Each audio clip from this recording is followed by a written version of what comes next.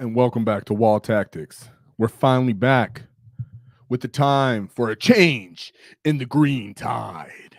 As the points have come out, some rules have been adjusted and fixed. Boys, not only are we back, but Umis are on the menu.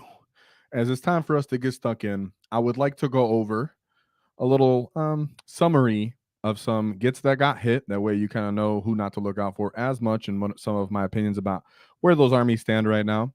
Some of the stronger factions that I think you're going to have to keep an eye out for, some of the gatekeepers, and then some of the sleepers that could either fall or rise.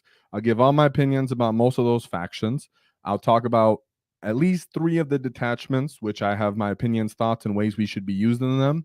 And then I'll give some thoughts for the other 3 detachments that I have less optimistic opinions of, yet still a lot to talk about because we received so much news about everything that's going to change and possibly change. But like always, time to shout out our sponsor, Baron of Dice, for assisting us with our paint competition. So shout out to Baron of Dice. Check out the description for 5% off because nobody likes taxes. And shout out to us because we finally got our Wall Tactics dice. So check those out. They're quite fabulous, if I do say so myself. So let's get into it. If you haven't checked out the actual video I did for actual points where I go by each unit, go check that out. I already did that. I will be summarizing some of those points and thoughts, but I won't be going by every single point because I already did that.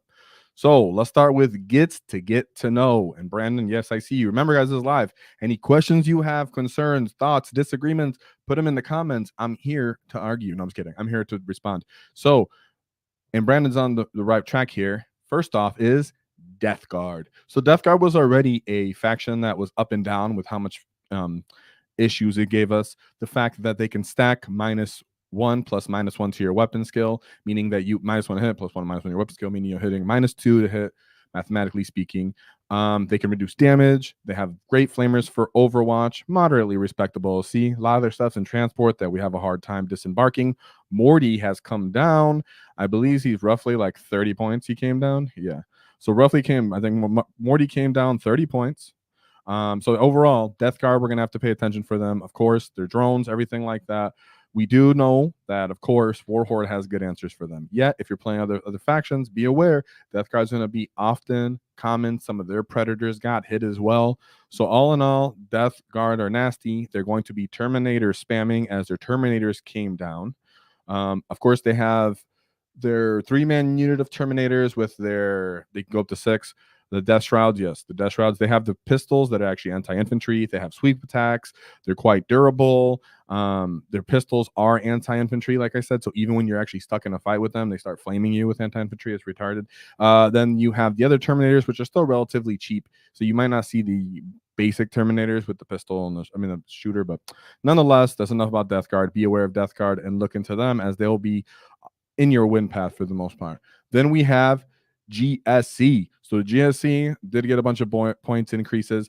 What's important about them, guys, is they can actually swarm the field and regen units. Typically, Orks don't see GSC as too much an opposition, as we can even punch someone with moderately damaged unit, right? If your boy unit with 5 boys and the boss runs into a GSC unit, they're still crumping it. Other than Aberrants, right? Because Aberrants have a lot of feel no pains. They hit it really hard. Now they can max out or spam out on Aberrants because their 10-man bricks got decreased. Therefore, you can bring a lot of fat Aberrant units, and you can bring a bunch of transports that they have, vehicles, so they can stack cross-firing buffs. They can even attempt to do nice alpha strikes with GSC, with their pure strains, because they can scout up and run into you just like the Tyranids can typically do. So they can play as an early pressure. They can play with shooting support lines. They can play with a lot of MSU units, and then they start regenning them, which typically sucks for Orks because as we run out of gas, as we're trading for attrition, that can come into a factor. GSC not very common, you'll see, but I just want to point that out. Then we have Guard. Guard is going to be violent, volatile. As you know, something like Space Marines, basic vanilla Space Marines got hit even more. I know their Eradicators are still pretty cheap, but the fact that they're losing more and more units means Space Marines are starting to get killed more. We know a couple other of their matchups with Sisters getting destroyed because Sisters would melt Guard tanks. T-Suns be able to take angles of fire, blow away a bunch of their chaff if they hoard it out on you. Stuff like that. So some of Guard predators actually got taken away. Therefore, Guard is going to be even more opposition, and Guard were already hard for us to kind of handle sometimes, right? They tracked with a lot of tanks, a lot of units. They can take out the middle of the board, blow us away, deal with our feel no pains, deal with our durability, such like that. So guard's going to be important. Luckily, commandos came down. Not enough, in my opinion, but it's a start. Then we have Grey Knights. Grey Knights lost a bunch of their predators as well. They had a lot of other problematic matchups of armies that could simply shoot them. Grey Knights, if you take equal skilled player, Grey Knights are one of our much more difficult matchups, depending on the sort of orc list you run. I think our new archetypes are actually going to go better into them, but you still have an issue with actually killing them and making contact with them if the person is very prestigious. There's a chance they tech into Paladin bricks, which are also hard for us to kill. They can go uppy downy to avoid the units that can kill them. They can flame the units that they don't want to bog them down, and then they can choose kind of their contestations and still drop within 3. They have a lot of play left over as their predators have gotten killed. So yes, when we do get into them, you can kill them. But remember, they're all 2-up saves. They're all uppy downy. They have good strength, multi-damage. So they suck against, what we'll talk about as our new archetype, though, in a way. Then we have Necrons. Necrons still looking beautiful. Into Orks, though, I would say Warhord is one of our favorite detachments into them. So the fact that Warhord ended up changing as having just built-in sustain, being more reliable, better players, and more efficient players, no offense to who's been playing Warhord now, but more efficient players are going to lean more towards Warhord and Orks as a whole, which will kind of offset that Necron issue that we have in ratio of our win to loss ratio with them, as Necrons are very much able for Orks to handle because we have the volume to kill them and one-shot their entire units out. But when you start getting equal and equal, their ability to reposition, slam damage into you with critical 5+s, hold the board with some monoliths, the Silent King ignoring modifiers, Nightbringer being able to position up in stage and really get in your face, it becomes a gruesome game. Necrons are going to be even more so on the menu, still pretty potent. Tyranids, I swear, I've been saying this for a hot minute. Tyranids are an issue for Orc players as well, and they're sitting up in the top. As all these other factions got brought down that we're going to show off in a second, Tyranids are going to rise up in that. Therefore, Dreadmob, Warhord are going to look even more appealing. Then we have possible contenders. So people that I think are still going to be, well, maybe still proficient. We'll say maybe 4-in-1 list, stuff like that. I'm gonna have to put out a shout out to Eldar, just basic Eldar, MSU heavy. They're gonna be all over the table, scoring, dealing with a lot of other armies. Yeah, Orks, if you're playing Warhord style, especially with the truck MSU spam that's going around, of course, you can deal with that very well. Dark Angels, there's Dark Eldar. Dark Eldar did get point increases, but not enough that it's going to offset them completely in this matchup. If you do end up teching into spamming the trucks and such like that, they're one of the armies that can actually pop a lot of your transports and actually disembark you, and then the little infantry can run in there and punch you. They usually has MSU also. Blood Angels is yet to be seen, but they're what used to be called Sons of Sanguinius army. Now, did get some decreases in its killing, right? You're not going to see 2 units of Death Company, 3 units of Death Company, blah, blah, blah. But you are going to see them able to advance and charge. I think they're currently a little 2 points overcosted, but if you know their rules, you'll be able to handle them with Warhord, with fighting and death. But other detachments, they're still going to be hard to deal with. Space Wolves did get hit. It's Wolf Jail. A lot of the time, they're going to move over to Sons of Rust, which essentially sustains 6s. Still very proficient detachment. You still have Bjorn. I said it right this time. Bjorn the Fell-Handed, giving us nice auras of reduce. +1 to your CP cost. So Space Wolves are going to be important. But as someone asked in the chat, Nids are in bad matchup for Orks. If the player is actually effective and not letting his monsters get just straight up deleted, if he understands how to get in the way with gargoyles, make you take stacking battle shock tests so they can get +1 to wound on units that he actually hates, using strategic reserves properly so he can take away your cover on units that actually have moderate cover saves by using his Pyro Boys to come in from reserve and flame you, having the big Turvagons and being invasion fleet and being able to pop feel no pains on those guys, having triple Maleceptors, right? I'm talking about at the most proficient level, at the most proficient way to play Nids into Orks. They actually can do quite well because they have a volume of damage 3 all over the table with exocrines, with shooting. They have a good amount of screens, and even their second layer after their garbage screens are thick, big monsters that are only around 200 points, like I said, with the Tyranno effects, for example, right? And then now we see them actually using a little bit more different diversity of models and monsters. We still don't trade super well into them. Thank goodness the Beast Snagas came down and the beast boss came down and the trucks can, disembark war bosses and stuff. So there's still exchanges. Just be weary that when you're talking about the best people, right? And right now you can see a lot of Tyranid players are coming up. A lot of people are going to start tagging on to their lists and how to play them and start understanding them. Maybe you're coaching, whatever. You're going to see good Tyranids all around. Luckily, I had to deal with them right in the beginning as I deal with a good Tyranid, but just know they have all the tools. It really comes up to the person and if they can actually get a hold of the Tyranid models that are required to run the most proficient Tyranids. But good question. Like I said, I'm interacting with chat. Say what y'all got to say or ask. Then we move on to gets that got hit. Like real quick, I'm going to go through this. People that we're happy to see fall down. Space Wolf Jail, that's much better for us. Whether you're talking about Green Tide or Warhord, you're happy the Space Wolf Jail went down. Then you have Dark Angel's Deathwing. Just the Deathwing Knights went up in points. That might at least make one less unit end up on the battlefield, which one less unit of reduced damage 1 matters a lot for us. World Eaters, they took a points increase to the point that they lost another unit, which is if you're playing Warhord, now they've lost another unit for you to effectively trade well into them with Fight on Death. If you're playing with Dread Mob, of course, like how the Ludas are going, you have good Overwatch, even killing more of their units. Sucks for them. They're a little bit more elite, not looking too effective at the top tables. Chaos Space Marines. So the Accursed Cultists ended up getting hit alongside the World Eaters with the fact that Blood Surges can only go once per phase. So if you're playing Dread Mob, that's cool. Only once per phase. You can Blood Surge into you. Just keep that in mind for Accursed Cultists. It just makes them a little less appealing. They went up in points, but Accursed Cultists are still going to be around the table, as well as CSM got a decrease to Legionnaires, Raptors, and 10-man bricks. And then Havocs, I don't think Havocs are worth paying attention to too much. But the Legionnaires and the Raptors being brought in 10-man bricks with their abilities to a dark pack and actually have great mobility on the battlefield. Maybe they lean into an MSU style, but they have better shooting support to kind of help them, right? So they might come up with a cool combined arms. Not sure, but they did get hit. Black Templars lost their Black Tide. So that's pretty nice for us. Sword Brother and cost too much. Things like that. Vanilla Marines, just the fact that Jump Pack Intercessors went up in points. We like that. Eradicators. Certain other units, not that the Space Marines were too important, but they got hit to the point that some of the units that they are actually armies that are actually able to beat, like I said, Astra Militarum, they're not really dealing with, they're dealing with less tools now. Then we go to Gatekeepers, just armies that I think you should pay attention to, that they're most likely going to end up 3-2, still end up on the table, maybe 4-1 here and there. We have Custodians. Custodians did get decreases in points, so they can add more stuff. Their Dreadnoughts came down in points.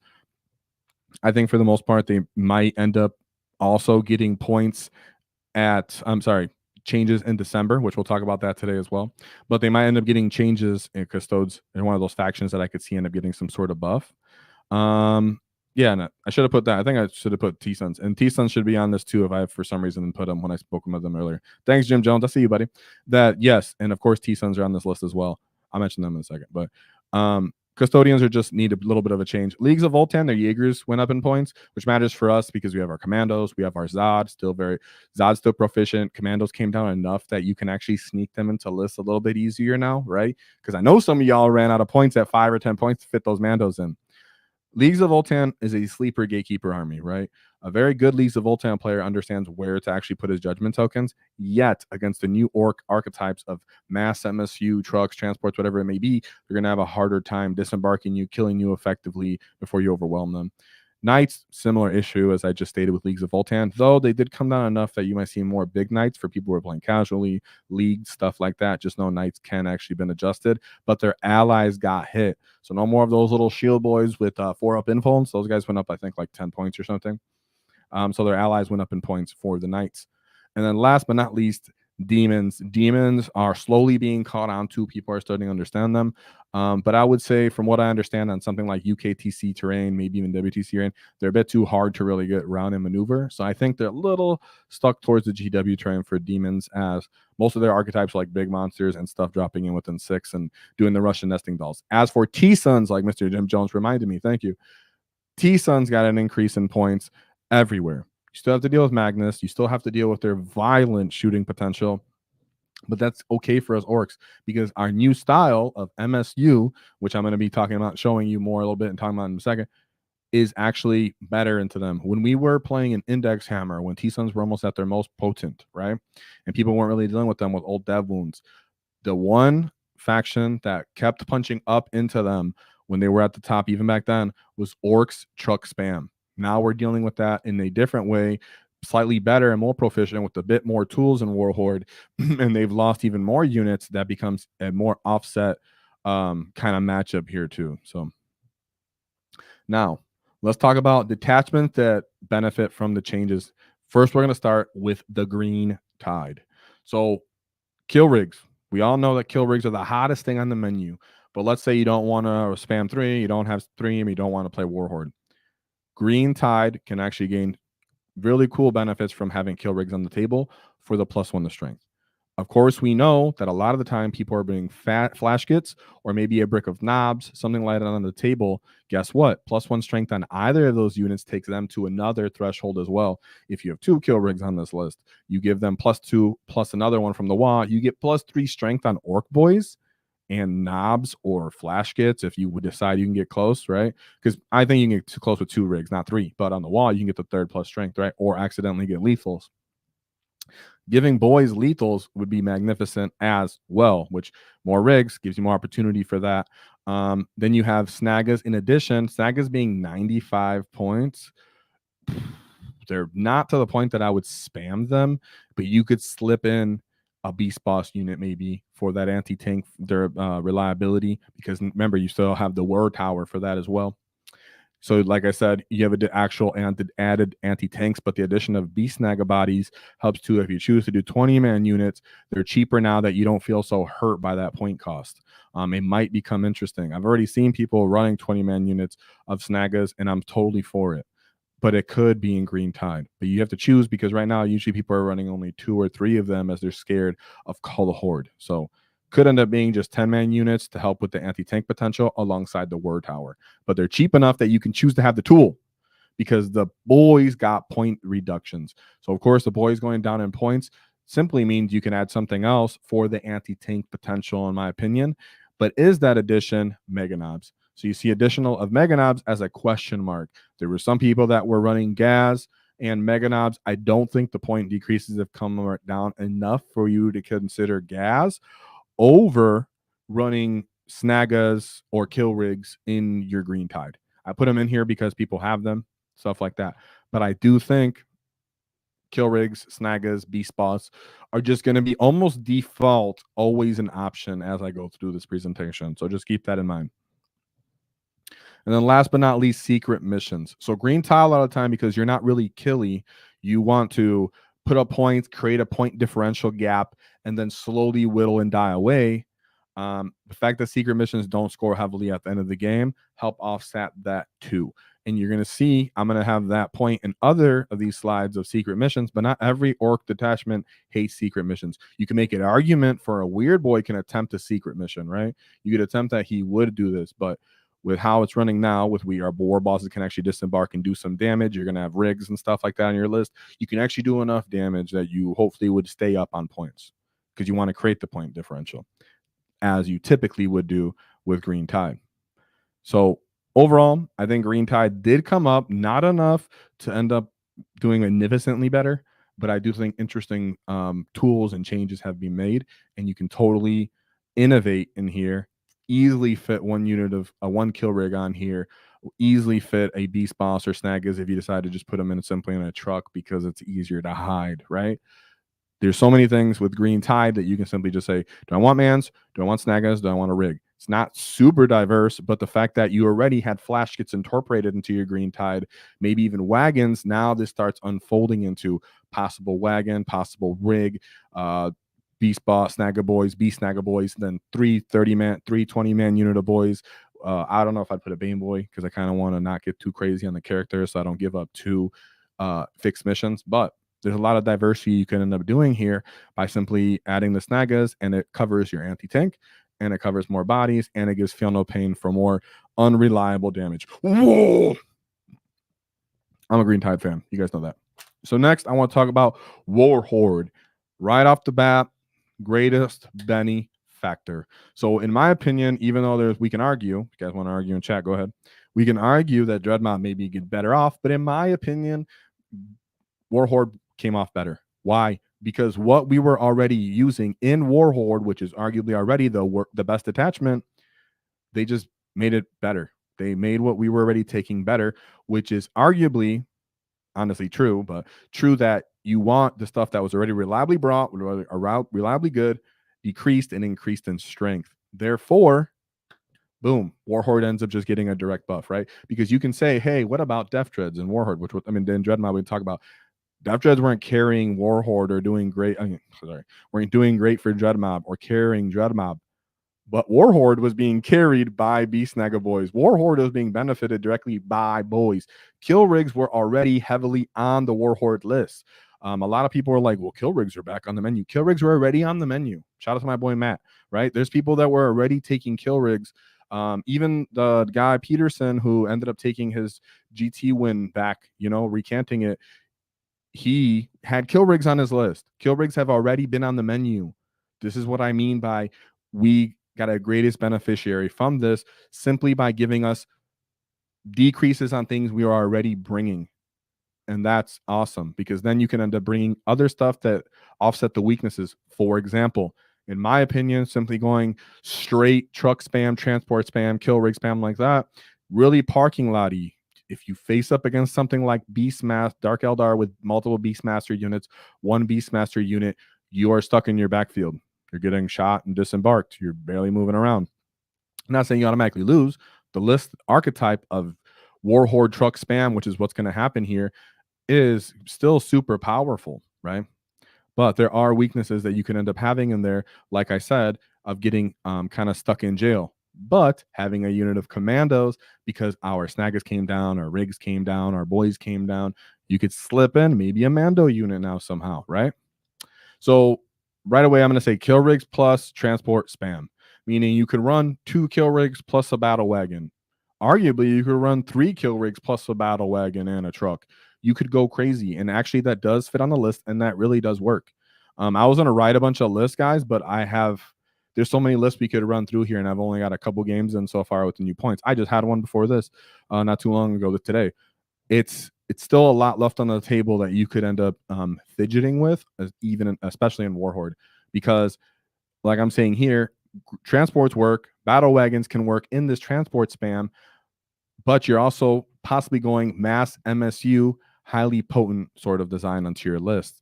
You can still have Grats, Storm Boys, bikers, whatever. Even if you don't own enough trucks, going MSU on Warhord would be beneficial because Warhord giving up the kill rig giving +1 strength, and of course the changes to our war bosses being able to actually function correctly. No, GW, you do not get credit for that. That should have already been that way. Then we have gas or no gas. This is more of a question to you guys. Do we need gas or no gas? Of course, I just said MSU, very potent. That's what we're going to do. That's what we were doing in Index. Yet, as a meta unfolds, there is a chance that something becomes highly durable or requires the lethal aura at the point that we can't deny it, right? Because this kill rig spam is not new. Transport spam is not new. People were already running that in the Index, even if it was only 1 kill rig or 2, you were still running a lot of trucks. This ended up adjusting to needing gas so that gas could push people off the middle and stack that lethal aura to push people away and not simply die, right? So I think we're going to start off no gas. But if I have to hindsight 2020 weird boy it up, I'm going to assume there's a chance that gas comes back. Then we have the simple Big Mech. You would think I'd put the simple Big Mech in Dreadmob, right? But no, I keep telling people, and shout out to Brian Sepp. I don't know how I messed your name. Sorry. To Brian, who got second place at the London GT, I believe, that he took 2 Big Macs and battle wagons. Why? Well, 1, you can follow me, lad, so you automatically get +2 movement, and then you can advance and charge +2. Therefore, you can actually pass through enemy units that are staged and lined up on terrain, right? You guys all know the new rules for lining up on terrain. I stand an inch off the wall. You can't get into contact with me. You can't find me through the wall. You can't fit because you can't fit there, yet you're still an inch away. Therefore, if I line a terrain piece like an L piece with models, you can't run through that, right? But if you have a Big Mech and you have follow me, lads, and here we go, you can simply just jump right through that thing, right? And jump through at least the corner of it and then make it along the side so you can keep coherency. or you can cut different angles through terrain. You can get through cargo containers. There's things that the simple Big Mech actually does work. So the Big Mech does end up in Warhord, but that's because his ability is very specific that you need to, maximize his movement. Then we have Gork's Dreads can assist in Warhord. I'm a fond believer that a Gork or a Death Dread can assist in Warhord. Like I said, happened in Index Hammer. I'm not going to sit here and take credit for every single idea as if, I just thought this has been happening. This is why I was a little frustrated with Warhord being the detachment that keeps getting buffed, and a little accepting of it because at least it was different units than what work. A little bit like with Gorks and, Snag is being used slightly different because they're cheaper, more rigs, I guess. But all in all, this is not like a new, overly new idea. Sure, it's a year old. It's been recycled back in, but people were sticking a couple Death Threads in there. People would stick a Gork in your Warhord because you want something big that hits hard and gets sustained hits. So that's still possible, especially if you just own that. You want to add it to your list because you decide playing casual or whatever it is, RTT, things like that. Yeah, you can totally bring a Gork or a Death Dread. You're not out of your mind here. Then you have a nerf of secret missions, right? Again, I said Green Tide, you possibly could do secret missions. Warhord, you essentially never really did secret missions. Warhord are very much surgical strike of an army. So Space Marines like to pretend that they're a surgical strike army and that they're like, yeah, I go once and I take you out and I get out. Yeah. No, you don't, right? Space Marines are, moving around doing stuff all game. Orks are very much, I stage, and then I cut your head off on the wall. And then I stand there and hope that I did so much damage that as you're hemorrhaging the points that I took away from you and the bodies, that as you're trying to take away my life and kill my models, I still have enough stuff left. I'm still scoring, and the secret missions have offset that. Warhord is almost the extreme of that because Warhord hits the hardest, so it dissects the enemy the hardest, and then it kind of starts to fall apart because most of the units you bring in Warhord are killy. A lot of the time they're not super durable, so a lot of the time you're really just looking to go boom, go in there. Here's a boil unit. Here's a snag a boy unit. Here's a knob unit. Gaz, hopefully you survive. Right. It's very much that the nerf to secret missions helped us a lot because Warhord didn't want to be scored up on at the end of the game with just this leftover units left.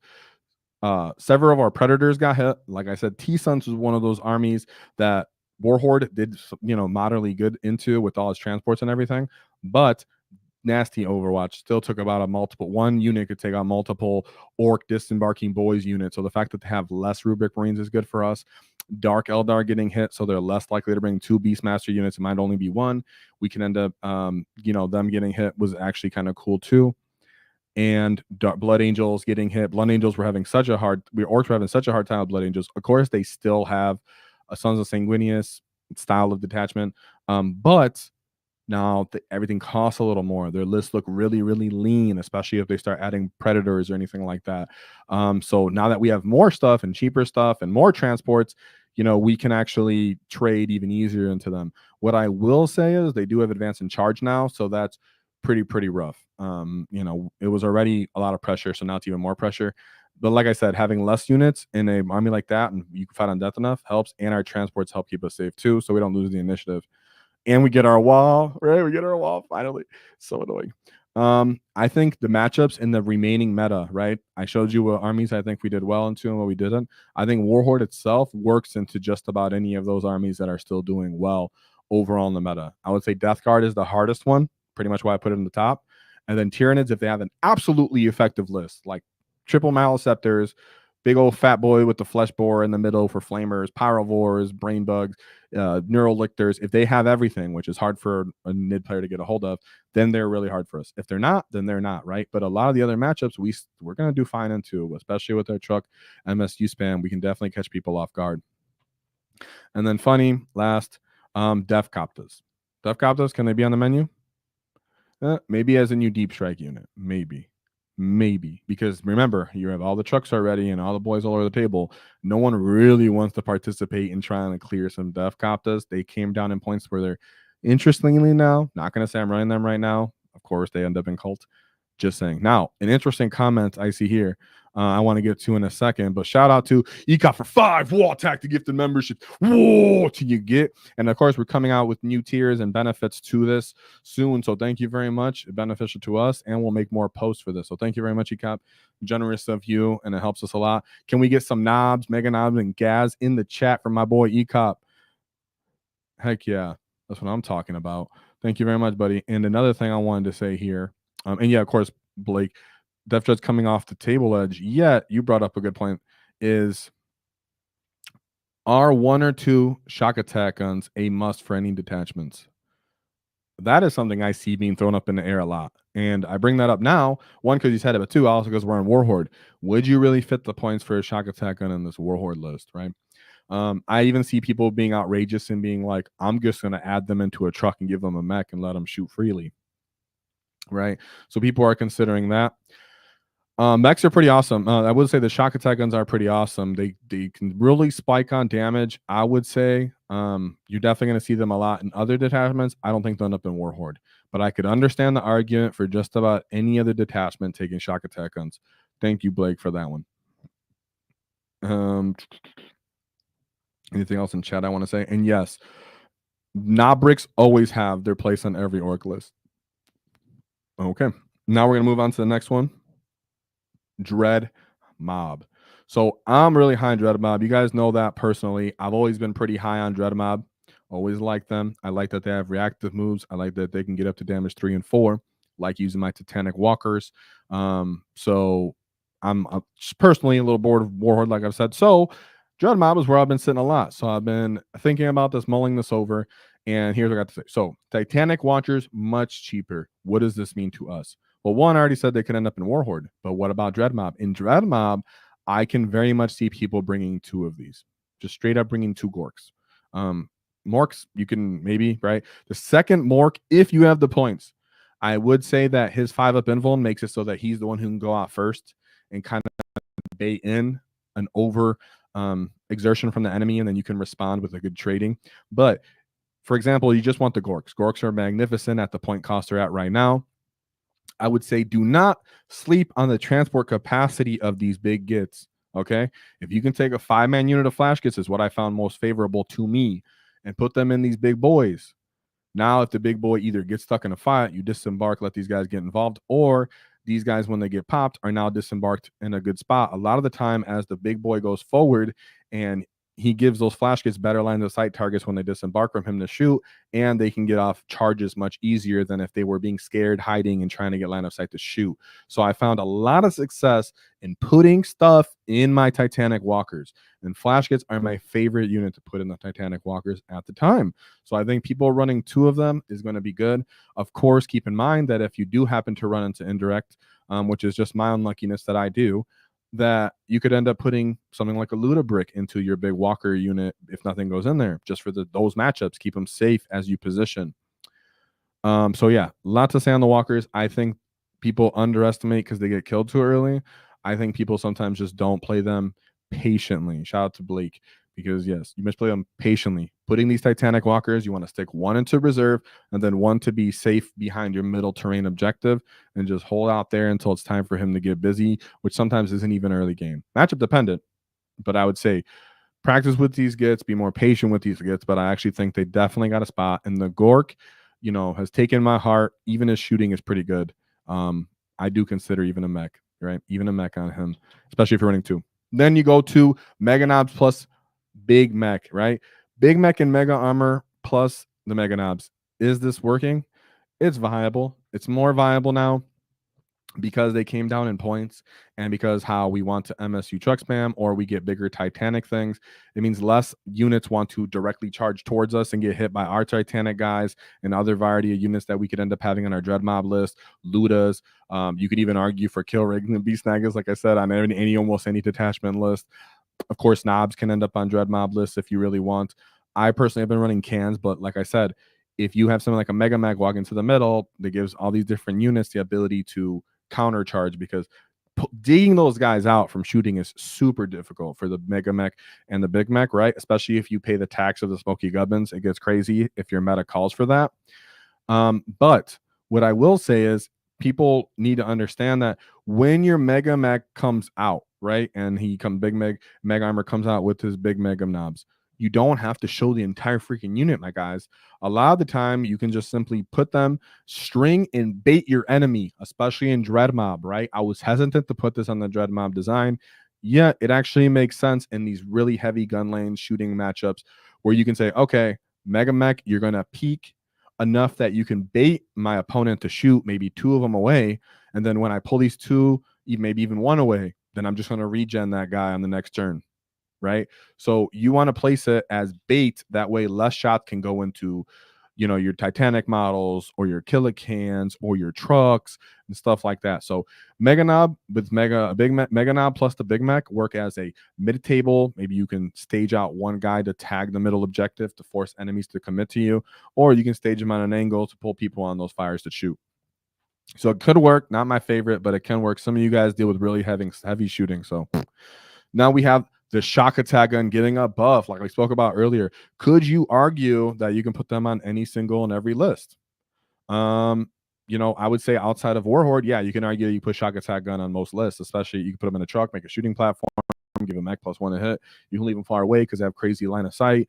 And they do most of the work anyways, for the Ludas. So just re-rolling hits, even without stacking all the Dread Mob abilities, means that they can still go off pretty hard. So shock attack guns, very, very efficient. 65 points. This is where GW actually looked at something we were using and buffed us even more. So I think that's freaking crazy. I love that.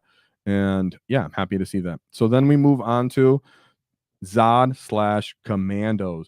So do I think Zod and Commandos still end up on Dread Mob? I think there's an argument Zod and Commandos could end up on any Ork detachment as well. We've seen them in Cult of Speed. We've seen them in Warhord. The fact that infiltration is just a very heavy, effective keyword that people bring a lot of the time at the top tables in a lot of the different matchups. It helps with your shooting matchups.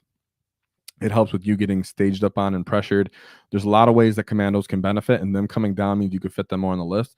But Zahad is awesome in Dread Mob because his reactive 12-inch move, which helps create a lot of space or move blocking for those Titanic models that I just spoke to you about, right? If you know someone wants to charge into you, guys, I'm telling you, block your Titanic models with your reactive or your Zod unit, right? You can move towards people with your Zod unit and surround them and just say, you're not charging anything in result today, bound. Haha. So keep that in mind. And I think a lot of people are still using Zod not appropriately sometimes. So I love Zod. Check out the Zod video and the Mandals video I did. I think they're winners in Dread Mob as well. Of course, they did get the point changes, but because I'm advising Titanic Walkers and maybe even these Big Mech with Mega Knobs, these Mega Knobs with Big Mech, right? They don't want to get charged either. That unit wants to get shot. So you can block them with Grots, Zod. And yes, you take 80 Grots and you still take Zod. Worth it. Still overall solid into the meta because you can get up to high damage, weird, nice, different toughnesses. Have the reactive move that I greatly favor. You can take so many Grots as battle line, which I've done a bunch of times. It helps a lot. You have a ton of board control. You have a ton of threat with Daka. You can take a bunch of flash hits. You can take a bunch of Ludas and just lay down the hate. So I love it. And like I said, Mando's coming into play helps Dread Mob have the space to really move and actually take up table space alongside Zod. So that's why they're both on this. Then we have are Dread Mob overshadowed by Warhord? As I said earlier, I kind of think they are. If you're going to play them, if you really want to do war at good at a GT, at this point, I do kind of still lean more towards Warhord. Where I was at a couple weeks ago, I was like, do either or. It's fun enough that who cares? At this point, Warhord, I personally think, has just tweaks a little bit higher, especially into the designs and into some of the harder matchups into the meta. With these truck spams and stuff like that. It takes a really skilled or proficient person to, one, have the models to play Dread Mob well, and two, to play it well, right? And I'm not saying that because I'm playing Dread Mob. Now, I didn't mean it like that. I just mean that the people who do good with the Dread Mob have been running the same similar list over and over, getting a lot of reps. Big models, big bases, Killicans or big units, Grots having a lot of models everywhere that are weak and soft. You got to figure out how to use out those guys effectively, like big hordes of Grots. Your reactive move timing has to be good. Your stacking strats, combine arms factor because you're shooting and you're fighting and charging. There's a lot that goes behind playing Dread Mob correctly, effectively, instead of just bringing the Stompa for fun, right? You can bring the Stompa in a crump, right? But I'm just saying that, as Warhord is just the direct best way to go. Dreadmob, you'll be just getting reps and having just kind of some hard diabolical games as you're figuring them out, while Warhord is just like, yeah, kill rigs, trucks, run up there, crump you. Oh, whoa, right? That just makes everything a little more linear, and everybody likes linear in 40K. And then high hopes, but could use a couple decreases, specifically on killicans and death dreads. I think death dreads need to come down 10 to 15 more points to really make their way. 8 wounds is silly, very slow. Killing themselves, odd AP. I'm not going to accept where they are. It's okay if you guys like them. I'm just saying they need to come down still more. Cans, the same thing. Sorry, they're just really, really unruly if you're ever running more than 6. They're hard to get around terrain. I think if you end up changing rules and you add the big mech to them as a leader, that helps with their leadership and it helps with the fact that they can actually get through terrain. That'd be magnificent. But until then, you need to bring them down even more in points, because a lot of the time they're getting shot or they're in the way, and their offense can still be a bit swingy because they're shooting. People get a lot of armor of contempt and they get cover. We don't ignore cover anymore, so our shooting's not really that proficient with them. And then in melee, we get no sort of rerolls. So there again, you can end up just straight up missing and whiffing on that too. So cans need to come down a little more. Maybe even go up toughness 7. That'd be cool. Whatever. So yeah, Dreadmob I think is looking solid. I'm still gonna personally run Dreadmob for a bit as a hobby on some other things to get some stuff up. If I decide I want to get sweaty, I'll go Warhord maybe, but I'm really enjoying Dreadmob and still having really good reps with them. Still kind of sweaty, I guess, but I think anybody who's running them, keep doing it. Shout out to my boy. And we move on. So I want to talk about the next 3 detachments that are not in my favor, as I would say. So I put this as possible changes to come. So there's still hope in December, right? That these detachments that I'm about to talk about could get some love. I will say bully boys are on the threshold. People are already bully boying up to 4-1, 3-2 at times. I'm just saying that the changes don't affect them to the point that it's going to throw them up above Dreadmob or Warhord. Of course, now your war bosses can actually function. Your Meganob bosses can actually function. So thank God for that. That's definitely a great buff. Points coming down, definitely a great buff. There's an argument that kill res can push your knobs to another strength threshold and bring you a couple shooting platforms. Can you actually shoot one singular beast boss, maybe with Ed Stampa, right? Could go into a bully boys list as well, but that's not a ton of modification. I think bully boys needs modification to how its detachment wording is written. Sorry, not detachment wording. Sorry, to how the stratagem wording is written. Right, it's very limited to mega knobs and knobs. Another thing is the keywords. Not many units even have knobs keyword. For example, knobs. Flash kits are literally knobs. 2 wounds, their base strength 5. They have a 4-up armor save. That is a knob profile for several editions of 40K. Flash kits are knobs. Yet GW took that away from them, didn't let them have the knob keyword.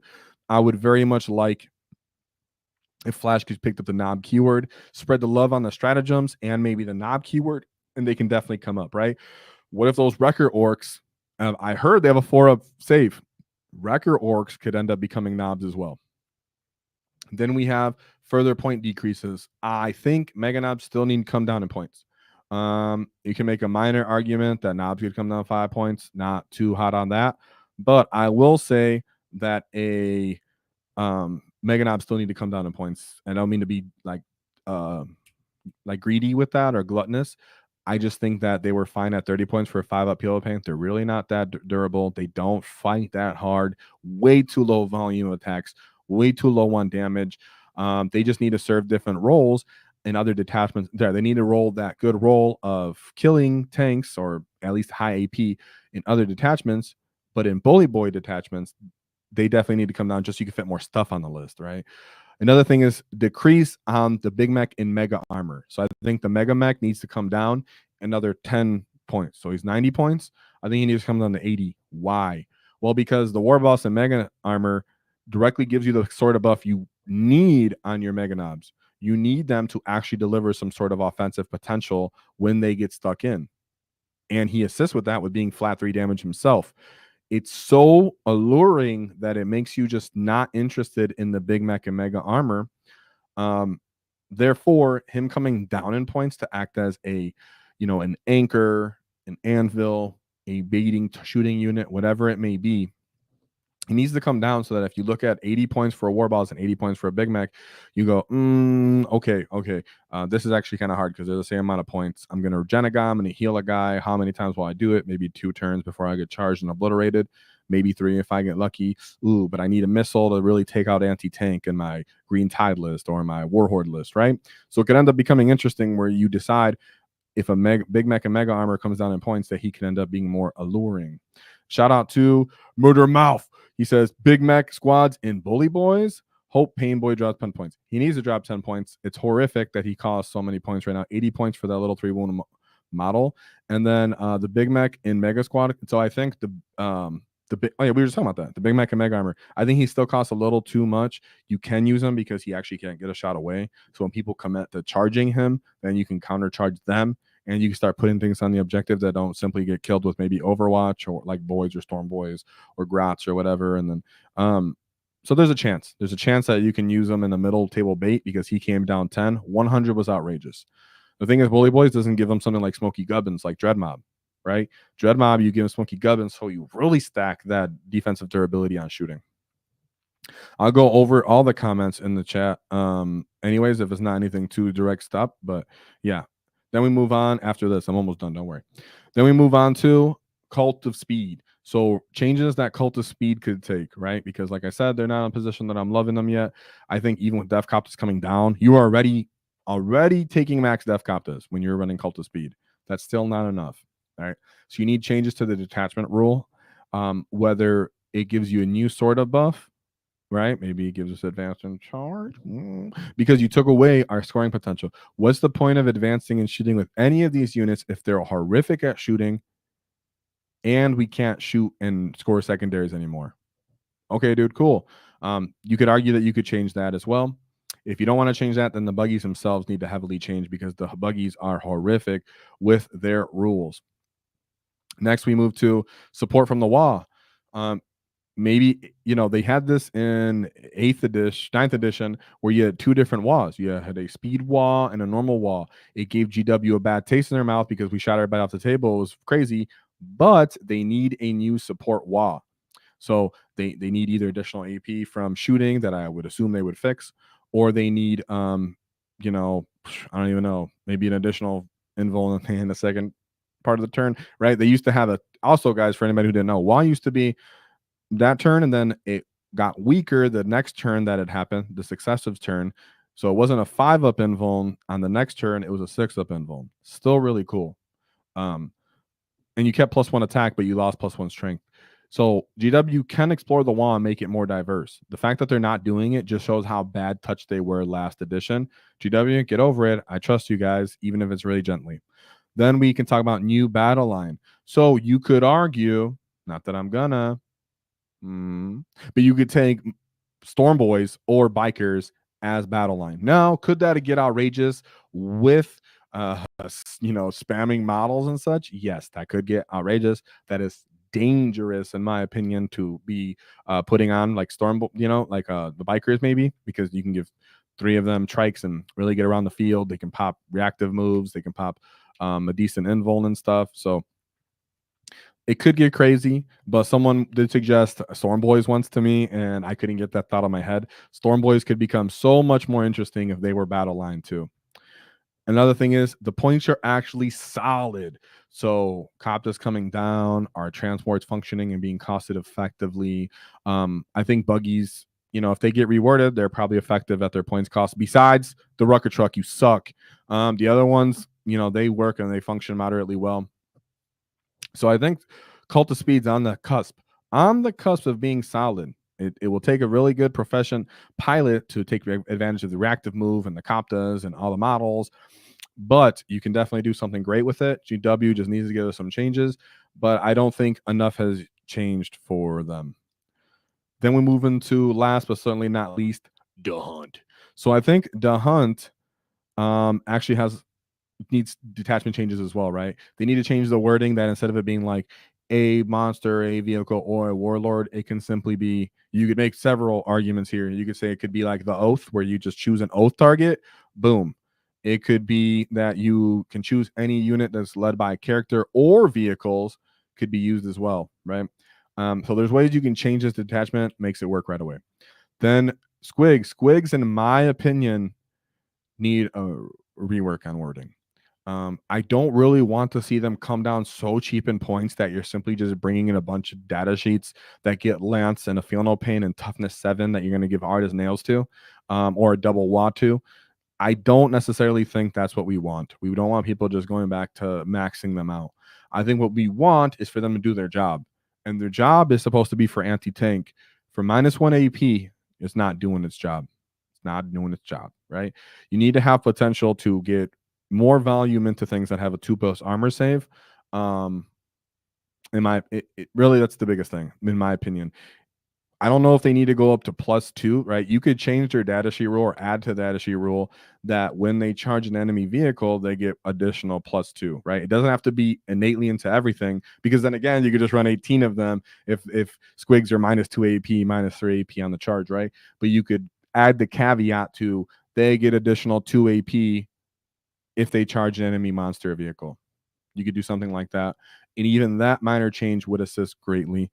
But I think they do need a bit points to come down and a bit of rewording, because they still only hit on 3s. There's liable to miss. Their mounts miss. They don't get any type of innate rerolls, stuff like that. So I think there needs to be a middle ground where you're interested in bringing 1 or 2 units, or 1 big brick and 2 small bricks. But I don't think maxing out 18 is what the meta wants or what we want as org players. So that's just me. So I would say the hunt points are actually solid with great potential, like I said already, because the kill rigs and the beast snaggers are already at a solid spot. Squigs are what's being left behind right now, but with how cheap those guys are, it's cool. So I think they're already sitting at great potential with their actual stratagems and things like that. Characters need to be buffed. Shout out to Zod, right? You can make an argument that Zod should get, the snagger keyword. He's a literal snagger, but that would also make him really effective, and he might end up going up points, which would like hurt him in other detachments. So I'm not sold on that, but you could end up seeing something silly like that. I think Word Boy sucks, but the Word Boy, the Word Boy, I'm having a brain fart. He sucks, right? The other psyker is garbage. He can't do anything. He's horrible. So he needs to get a little bit of a change as well. That way it's not simply, do I want to bring a beast boss or not? The pain boss needs changing to his healing potential, right? He needs to be able to heal stuff better, or heal something else, or bring back more guys. So the pain boss needs to get some sort of change and rework as well, in my humble opinion. So I think those 2 different snagger characters need to give more thought into, right? Giving a additional Feel No Pain in D3 for a whole character isn't worth it on a unit that already has a 6-up Feel No Pain, right? And it can't take 2 characters, so it's still not working. So GW needs to look back at them and say, okay, Pain Boss, you need a little bit of stuff, and War Boy, you need to not suck so bad that you're an abomination. That's my thoughts. So don't give up on the hunt, but it could be pretty awesome. So give it a shout out. And those are my thoughts for a change in the tide. Whoa! So if now I'll read the chats real quick. We'll see what you guys got to say. It seems like you guys have been having a pleasant conversation. Let's see what my boy. Oh yeah, you guys like that? Jim Jones, Storm Boys. Wish speed mob reactive move worked on trucks. That'd be sick, right? That'd be sick. And let's see. It looks like my boy Brandon says something. He said, helpful tip using Dread Mob. Don't forget that if your opponent setting up to charge a unit, a Death Dread becomes a great rapid ingress and heroic intervention. Speaking of heroic interventions and rapid ingress, both of those strats are underused by orcs. I bring ingress up all the time, but if you're going to be running the walkers, that's actually a good point, Brandon. If you're going to be running the walkers, understand that these walker boys can heroic. So they can get stuck in and assist other units that don't want to get touched. Great point there. I like that too. But ingress, guys, you're not ingressing enough. I promise you're not ingressing enough. I need you guys to ingress. Okay, whatever you decide you want to ingress, trust me, you want to ingress units, and you want to use reserves, not simply rely on deep strike storm boys every turn. You want to reserve grots, flash kits, mech guns, killicans, gorkanauts. All these different units are viable for reserves. Then we go. Squighog getting a rule for attacking units on an objective would be nice. Yes, it would be nice. That would be a good one too. But I'm very much in the camp of they need additional AP. because 2-up armor saves are usually the whole point of what you're trying to kill that's on that objective. A lot of stuff has an armor of contempt and or feel no pains. I need to put more damage through. Yeah, so that's just my opinion. Someone want a max quick. I want a max quick. I'm sure you do. Cult of Speed allows assault ramps. That's another great opinion. Another great one right here. Zod getting, yeah, I don't think Zod should get the hunts in the keyword. Let's see. Anybody else? And I know my boy Blake Trell said that Dread Mob was really strong earlier. Were you saying that earlier? I think he was saying that earlier. I think he was saying he likes Dread Mob. I don't know where he's at. Where you at, Blake? Maybe you're not in here. I think he said earlier that he likes Dread Mob a lot. Yeah, I think you get a good amount of games in too, so that's why you would like that too. I think Dread Mob requires a good amount of reps because everything's so big, and if you are bringing a lot of grots, or if you're playing the shooting version, the WAAAGH, that requires you to roll a lot of dice and have a lot of grots to screen yourself in bodies, that takes a lot of reps, especially if you're going to run them in events like 5 rounds. Definitely super powerful. Definitely super powerful. But remember, we like to keep it about the casual to the intermediate to the crusade to the pristine, like you, my friend Blake. So we like to talk about everybody. Or sorry, we like to talk about from the big to the small boys, the boys who are growing. And I would say that sort of WAAAGH list is more of an intermediate to exceptional player to play that list professionally, because you have a lot of bodies and a lot of soft shooting units that you want to use, which are going to get killed if you're deploying wrong. And they have a lot of dice you got to roll. Then he goes, Beast Niggas can't have a character. What? I don't know what you mean there. What's the best loadout we want for Death Dreads? It depends on what detachment you're running. You can do the nuke, right? I call him the nuke because he kills himself when he runs all custom Mega Blasters. You could run that, but he's most likely to kill himself and still has crappy AP. I like him with 1 melee weapon and 3 flamers. Shout out to Mark Perry. Or just simply on melee arms. You can make an argument for rockets if you deal with a lot of termies and stuff. Yeah, we need rapid ingress, heroics, everything more. And then yeah, loadout for Dread Mob. Yeah, he said the same thing. All right, and yeah, Blake, shout out to you. That's awesome. I agree, and you agree. Yeah, because I ran the WAAAGH mob list you're talking about too. I ran it. I a lot of the time, guys, I run a lot of these lists that I show off to you guys to try to get a better understanding of how it actually functions. So I'm not just shooting blanks in the dark, right? And so that's my opinion. Some of these lists, guys, and detachments do require a certain skill threshold that you get the most out of it. And honestly, stuff like Warhord just is very direct. And this isn't to bring shame to anybody who's playing Warhord. It's the opposite. If you look at the best players of 40K, they go for the path of least resistance. They go for a lot of the time, not always, right? There's some psychos. So the Mark Perry. So there's some people that like to take the path of least resistance as competitive players. Why? Because you have to play so many rounds in succession without making errors against other exceptional players. Therefore, some of these lists and detachments are more favored into the exceptional players. But Warhord is one of those that I'm working very linearly. It's exactly how Orks want to play. I want to chop my opponent's head off. I want to get up on points, and then I want to control my rate of attrition. That's tried and true for Orks forever, and that's why Warhord is always going to be effective, right? So that's what I think about the changes. Units you should be looking out for, maybe some combinations that you may be slept on. So I say all these things to say this. All of you kids should be excited and having a great time. If you're not already happy now, things might become even more exciting for us if GW decides to watch this video and change some of the additional rules. So definitely leave a like and subscribe. And thank you to everybody who showed up to this live. I appreciate you guys. Sorry I was late. I had something really important that was going on. So thank you all very much. I look forward to doing this again. But like always, there's always one thing to keep in mind. Is check out our new dice, because they actually showed up at the Baron of Dice. And don't cross our wall, because we knock your teeth out. Whoa.